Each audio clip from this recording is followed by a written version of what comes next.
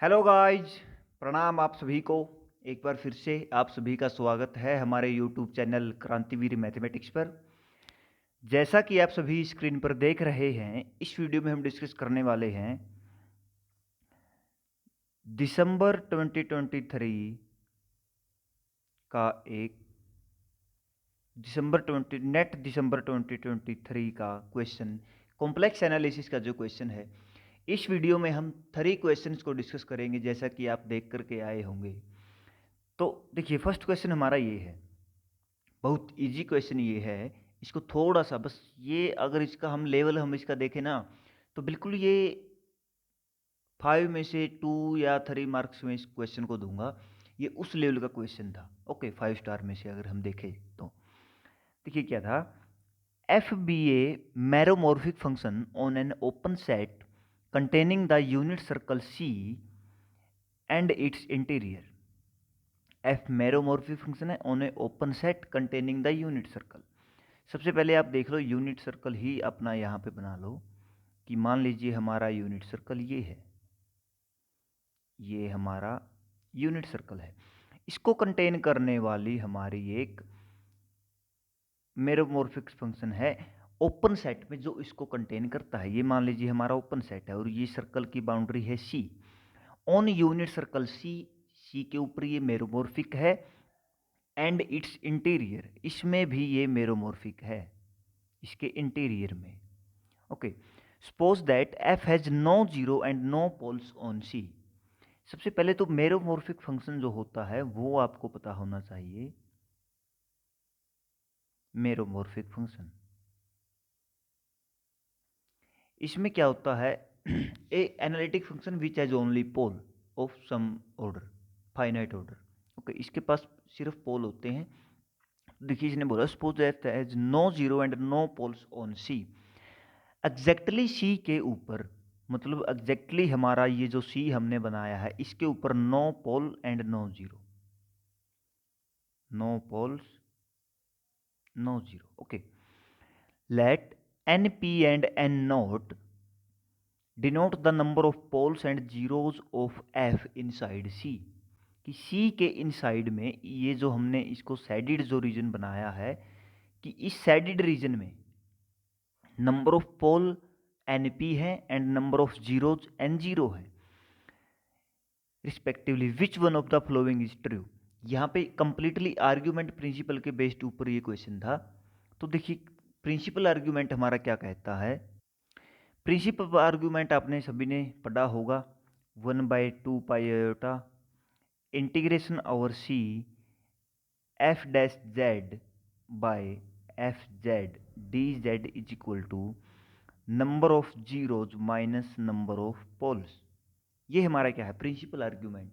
ये ऐसे हम number of zeros and number of poles निकालते हैं अगर हमारे पास इस कंडीशन में एफ जहां मेरोमॉर्फिक फंक्शन है और एनालिटिक फंक्शन है, मतलब तो ऐसी कंडीशन अगर हमारे पास है तो हम ये इंटीग्रेशन ऐसे निकालते हैं 1/2 पाई आयोटा। ये 2 पाई आयोटा को हम यहाँ भी ले सकते हैं और वहाँ भी ले सकते हैं, दोनों साइड ये इक्वल है। तो number of zeros minus number of poles. Okay, अब इसमें क्या था, number of zero number of poles तो डायरेक्टली एफ जेड के लिए तो ये हो गया। इसने जेड को मल्टीप्लाई कर दिया एफ जेड के साथ। ये तो एक्चुअली ऑलरेडी इसने गिवन है, ये तो था ही कि number of zero minus number of pole argument principle के थ्रू ये आंसर हमारा आएगा। फिर इसने एफ जेड जो हमारा था उसको रिप्लेस कर दिया जेड इंटू एफ जेड से। अब एफ जेड हमारा कुछ भी था, उसका हमने देख लिया। जेड अगर हम इंटू में कर देंगे तो उसका एक जीरो, मतलब जेड इंटू में कर दिया, 8z is equal to zero. This complete function, ये जो फंक्शन है हमने मान लिया जी जेड। अब जी जेड के जो जीरोज जो थे एन जीरो एंड पोल्स जो थे एन पी, वो एज इट इज हैं जैसे एफ जेड के थे। बट जैसे ही जेड को मल्टीप्लीकेशन किया तो जेड जीरो पर भी ये जीरो होगा, 8z0 G zero is equal to zero. तो इसका हमारे पास क्या इंक्रीज हुआ, एक जीरो इंक्रीज हुआ या पोल इंक्रीज हुआ, बताइए। एक जीरो इंक्रीज हुआ, जो जीरो पे भी ये जीरो होगा। ओके, अगर ये F0 पे भी 0 ऑलरेडी है ही, देन 0 का ऑर्डर हमारे पास क्या हो जाएगा, इंक्रीज हो जाएगा। जो हम यहाँ पे जो लेते हैं, यहाँ पे ऑर्डर जो है, मल्टीप्लिसिटी जो है, ज्योमेट्रिक एंड अलजेब्रिक मल्टीप्लिसिटी दोनों को हम काउंट करते हैं। ओके, देन हमारे पास अगर 0 था ये, देन z को मल्टीप्लिकेशन के बाद 0 का ऑर्डर इंक्रीज हो जाएगा, देन इसमें 1 का इंक्रीमेंट होगा। अगर ये 0 नहीं है, मान लीजिए F0 नॉट इक्वल टू 0 है, then G0 is equal to 0 and 1 0 n naught में एक 0 इंक्रीज हो जाएगा। और ये C के ऊपर ही इसने पूछा है, और ये 0 C के अंदर 0 पे ही आएगा, ये C के इनसाइड ही आ रहा है 0। देन हमारा क्या होगा, नंबर ऑफ जीरोज में इंक्रीमेंट हुआ है ना 1 का, देन इसका हमारा फर्स्ट ऑप्शन जो है वो करेक्ट हो जाएगा। ओके, देखिए सेकंड में नंबर ऑफ जीरो माइनस हो रहा है, नहीं होगा। थर्ड जो है उसमें कोई इफेक्ट ही नहीं पड़ रहा, ये भी नहीं होगा। फोर्थ तो वैसे फॉर्मूला ही गलत है, क्योंकि N P minus N zero नहीं होता, वो N zero minus N P होता है। ये भी कैंसिल, ये भी कैंसिल, ए ऑप्शन हमारा करेक्ट होगा। क्योंकि अगर हम जेड की मल्टीप्लिकेशन फंक्शन में करेंगे तो उसके जीरो, या तो जीरो के नंबर ऑफ जीरोज में इंक्रीमेंट होगा 1 का, या फिर जीरो के ऑर्डर में इंक्रीमेंट होगा। पोल पे उसका कोई इफेक्ट नहीं पड़ेगा। Okay, pole as it is रहेगा, क्योंकि पोल का ऑर्डर हम किसी भी एफ जेड में पोल हम देखेंगे तो वो नीचे की तरफ उसका देखते हैं। मान लीजिए जेड नोट पोल है, तो हम यहाँ पे जेड माइनस जेड नोट की पावर देखेंगे, ऑर्डर ऑफ पोल, या हम देखेंगे नंबर ऑफ, काउंटिंग करेंगे पोल्स की। ये था हमारा first question. And guys, important things, channel को आप देख तो लेते हो वीडियो, चैनल को आप शेयर नहीं करते, सब्सक्राइब भी नहीं करते होंगे, कई तो बिना सब्सक्राइब किए ही देख रहे होंगे। तो प्लीज़ चैनल को सब्सक्राइब कीजिए, ये मैथमेटिक्स के लिए चैनल है, और मैथमेटिक्स के लिए आपका एक छोटा सा योगदान, चैनल्स को, मैथमेटिक्स के सभी के चैनल्स को सब्सक्राइब करके भी आप मैथमेटिक्स में एक छोटा सा योगदान दे सकते हैं। That is our benefit. Okay, other जो चैनल्स हैं, और जो चैनल जो मतलब इधर उधर के चैनल्स हैं, उसमें वो ज़्यादा मिलियंस के साथ वो चैनल चल रहे हैं, वो उसको भी तो हम सब्सक्राइब कर लेते हैं ना। तो इसको भी, मैथमेटिक्स चैनल है, इसको सब्सक्राइब कर लीजिए, ये आपके लिए बेनिफिशियल रहने वाला है। एंड नेक्स्ट क्वेश्चन देखिए हमारा क्या है। नेक्स्ट क्वेश्चन हमारा है, एफ सी से F C to C be a real differentiable function. ये इसने बोल दिया डिफरेंशिएबल फंक्शन है, क्या है, F C complex to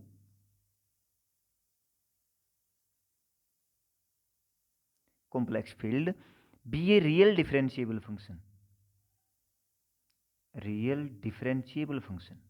okay, define U V R square से R by U X Y is equal to real of F X plus iota Y, V X Y is equal to imaginary of F X plus iota Y, X Y belong to R. Okay, let del U, gradient दे दिया, U X X के respect में इसका derivative U का, and U Y Y के respect में U का derivative. Denote the gradient, which one of the following is necessarily true.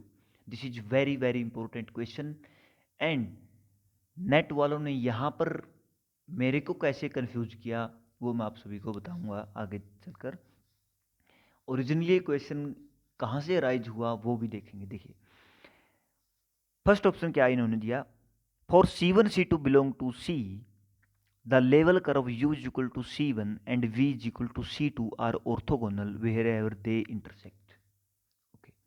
Second option, del u dot del v is equal to 0 at every point. If f is an entire function, then del u dot del v is equal to 0 at every point. If del u is equal into del v is equal to 0 at every point, then f is entire function. Single correct question था। मैंने first option को read किया, जैसे ही मैंने read किया first option को टिक कर दिया। क्यों?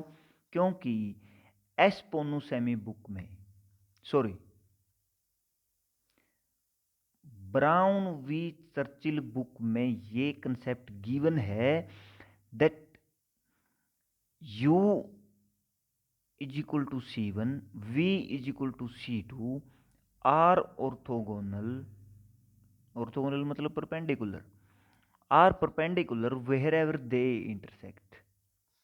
ओके, ये जहां पर इंटरसेक्ट करते हैं वहां पर ये ऑर्थोगोनल होते हैं, बट उसके लिए मेन कंडीशन जो यहाँ पे नेट वालों ने जो कन्फ्यूजन क्रिएट किया वो ये था कि इस कंडीशन के लिए C1 C2 belong to R चाहिए, बट इन्होंने C1 C2 कॉम्प्लेक्स से कर दिया, बिलोंग टू कॉम्प्लेक्स फील्ड। ये अगर R फील्ड से होते, रियल नंबर्स अगर C1 C2 होते, देन फर्स्ट ऑप्शन करेक्ट होता। ये लिखा है, ये स्टेटमेंट है ब्राउन वी चर्चिल बुक में कि अगर C1 C2 R से बिलोंग कर रहे हैं देन हमारे पास ये ट्रू होता।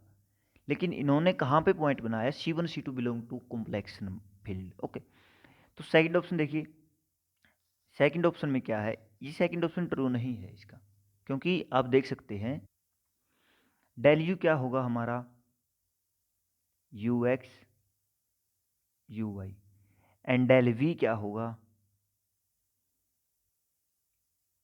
We X V Y. अब देखो U X into V X plus U Y into V Y is equal to zero. C R equation से ये सेटिस्फाई नहीं हो रहा, क्योंकि U X is equal to V X, this is okay, U X is equal to V Y, इसको हम common ले लेंगे, is equal to zero. You x and sorry यहाँ से हम ऐसे ना लिख के, आप यहाँ से कर लीजिए, as we know that U X is equal to V Y, this implies that U X common ले लिया, V X plus U Y is equal to zero. Okay, इसमें हमारे पास क्या था, यू एक्स, ये देखिए ये सी आर को सेटिस्फाई कर रहा है, बट ये सी आर को सेटिस्फाई कहाँ करेगा, ओनली ऑन, ये क्या है, बी, ये रियल डिफरेंशिएबल फंक्शन, ये हमारे पास एक रियल डिफरेंशिएबल फंक्शन है, नॉट एंटायर फंक्शन। अब ये इन्होंने बोल दिया कि del U dot del V is equal to zero at every point, not at every point. Okay, तो ये V X is equal to U Y, sorry U X is equal, V X is equal to minus U Y, ये होता है कहाँ पे, जहाँ पे differentiable function है। तो ये रियल पे तो डिफरेंशिएबल है, रियल पे डिफरेंशिएबल है, no problem, but at every point not it is differentiable. Okay, so in the complex plane it is not necessary to satisfy C R equation, Cauchy Riemann equations. Okay, and third statement क्या है, if F is an entire function, यदि entire function होगा इसका मतलब ये analytic function है C to C, and this satisfy C R equation on complex, complete complex पे ये सेटिस्फाई करेगा सी आर इक्वेशंस को, ये सी आर को सेटिस्फाई करेगा ओनली ऑन रियल, ये रियल डिफरेंशिएबल फंक्शन है, तो रियल एक्सिस पे ही ये, जहाँ पे डिफरेंशिएबल होगा मतलब रियल एक्सिस पे ही सी आर को सेटिस्फाई करेगा। कहीं भी हम रियल लाइन से अलग जाएंगे, मान लीजिए आयोटा पर या ऐसी कोई किसी भी पॉइंट पर, तो आयोटा जीरो आयोटा पर, ऐसे किसी भी पॉइंट पर रियल लाइन से अलग ये सेटिस्फाई नहीं करेगा। एंड सिंगल करेक्ट था, थर्ड पे जाकर के हमको टिक कर देना चाहिए था, बट मेरी जो मिस्टेक वहाँ हुई, मैंने आपको बताया कि मैंने यहाँ पे ये जो C1 C2 belong to C and belong to R में मैं कंफ्यूज था, फोर्थ ऑप्शन यहाँ पे अपने आप ही ये गलत हो जाएगा, क्योंकि only on del U dot del V is equal to zero होना जरूरी नहीं है एंटायर फंक्शन के लिए, एट एवरी पॉइंट वो उसका जो मतलब del U and del V जो है वो कंटिन्यूस होने चाहिए, एग्जिस्टेंस एंड कंटिन्यूटी उनकी ज़रूरी है, जो कि कहीं भी मेंशन नहीं किया गया है उनकी कंटिन्यूटी, एंड वो ओनली ऑन रियल पे ही वो किया गया है उनको, ये डिफरेंशिएबल है। एंड नंबर टू जो fourth number two thing, second thing जो फोर्थ ऑप्शन में हम बता रहे हैं, फोर्थ ऑप्शन में इन्होंने बोला है कि डिफरेंशियबिलिटी की बात की है, डिफरेंशियबिलिटी एक एक पॉइंट पे हो सकती है, बट एंटायर फंक्शन के लिए उसको पूरे पे एंटायर होना पड़ेगा। ओके, सी आर इक्वेशन को सेटिस्फाई करना पड़ेगा, बट ये सेटिस्फाई नहीं कर रहा है, क्योंकि डिफरेंशियबल है, क्या ज़रूरी है ये सेटिस्फाई करे, नहीं भी करे, no problem. Then fourth option भी हमारा करेक्ट इनकोरेक्ट होगा एंड थर्ड ऑप्शन हमारा ट्रू होगा। सेकंड भी इनकोरेक्ट, फर्स्ट भी incorrect. Main point first option. Students क्या करते हैं, स्टैंडर्ड बुक्स पढ़ते हैं पर ये जो छोटी सी गलती है ऐसे ही यहाँ क्वेश्चन को रोटेट करके दे दिया जाता है। गाइस थर्ड क्वेश्चन देखिए हमारा क्या है, let h is equal to z belong to c imaginary greater than 0। ये जो हमारा है ये पॉइंट हमारा कंप्लीटली अपर प्लेन है ये, और इसमें रियल एक्सिस भी इंक्लूड नहीं है। ओके ये ध्यान में रखिएगा। Denote the upper half plane F C B C denote F Z is equal to E iota Z which one of the following statement is true. Simply Z को put Z is equal to X plus iota Y, then F Z is equal to E into iota into X plus iota Y. Okay this is equal to e into iota x minus y. Okay, e into iota x into e to the power minus y is equal to e into iota x into 1 by e to the power y. iota x का अगर हम mod लेते हैं then take mod F Z का mod is equal to E iota X by E Y का mod. Iota X इस number का जो मोड अगर हम लेंगे तो वो 1 आएगा, क्योंकि आप सभी को पता है इसको अगर हम ओपन करते हैं देन ये आता है हमारे पास cos X plus iota sine X. इसका मोड हम लेंगे ई वाई का मोड हम लेंगे, ऊपर वाले का मोड हमारे पास 1 आएगा एंड ई वाई वाई की वैल्यू हमारे पास क्या है ग्रेटर देन 0, देन ये हमारे पास क्या होगा बाउंडेड 1 से लेस देन होगा, लेस देन 1। देन ये हमारे पास क्या आ गया एफ एच इज बाउंडेड आ गया। ये थर्ड ऑप्शन इसका करेक्ट होगा। सेकंड ऑप्शन में क्या है एफ एच सी माइनस 0, नहीं भैया हमने निकाल ही दिया यार, सिंपल सी बात है। कन्वेक्स सेट सबसेट आएगा या वो आएगा, हमको ट्राई करने का ज़रूरत ही नहीं है। ओके क्योंकि सिंगल करेक्ट ऑप्शन था, 3 मार्क्स का था, तो ये आ गया, ये बाउंडेड है। Okay thanks guys, thanks for watching this video. I hope आपको बहुत अच्छे से समझ आया होगा। Again I am requesting for you from you that please subscribe the channel our channel Krantiveer mathematics for more videos and or conceptual videos and PYQs from GATE, NET, TFR, NBHM all. Okay, thanks, bye bye, Tata, take care.